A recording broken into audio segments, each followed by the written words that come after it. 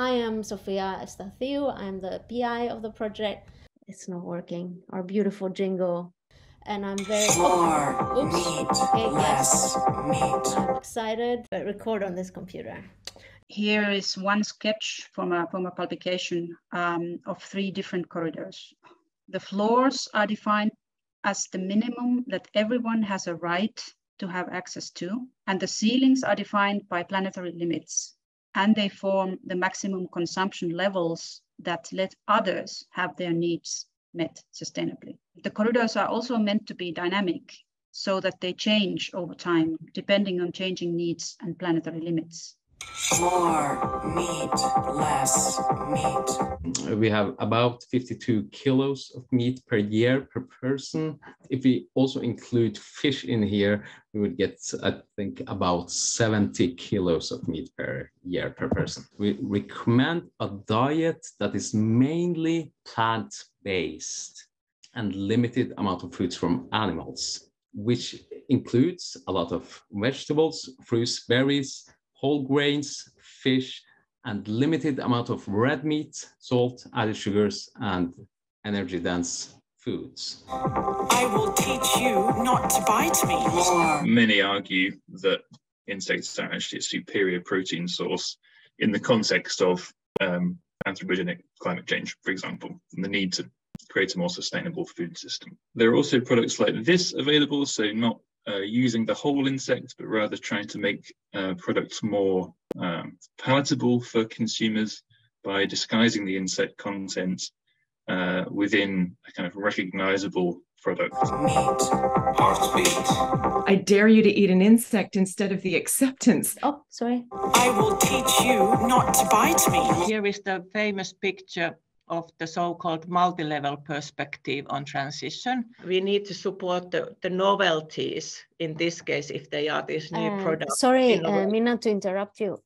Could you hide this little window at the bottom of your screen? Because I think it prevents us from seeing your figure. And the regime in the middle is the one which is kind of the established practices.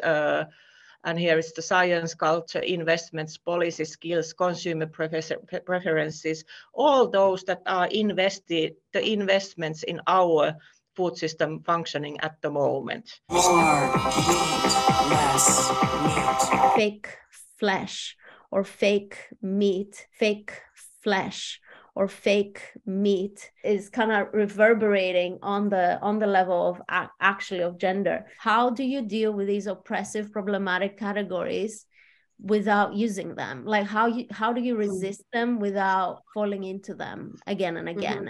I was thinking about how this system is so resilient. So I was thinking about this resilience, in opposition of the disruptive. When we have these two, resilience and disruptive, how much the system somehow defends itself to keep to sustain, actually, if we want to use the word sustainability, to sustain. Again and again. Thank you so much for joining us. And as Amy said, and Nick Taylor argued, meat expanded thus to be part of a cultural hegemony and developed really into the epitome of food per se. As a result, the amount of meat consumed has tripled between the 1950s and the 1990s. Again, that is in the context of Western Europe.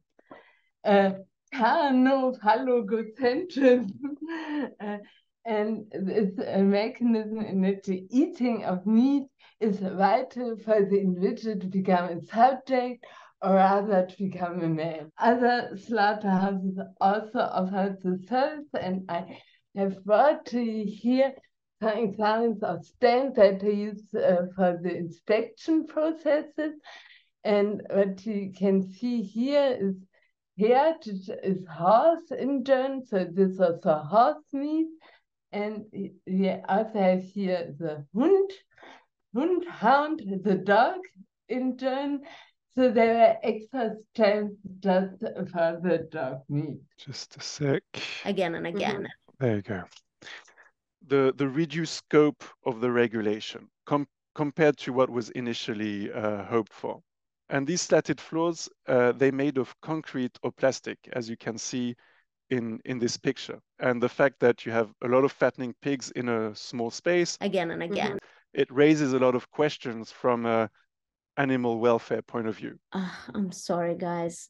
Today I'm feeling this is not going so well. What is actually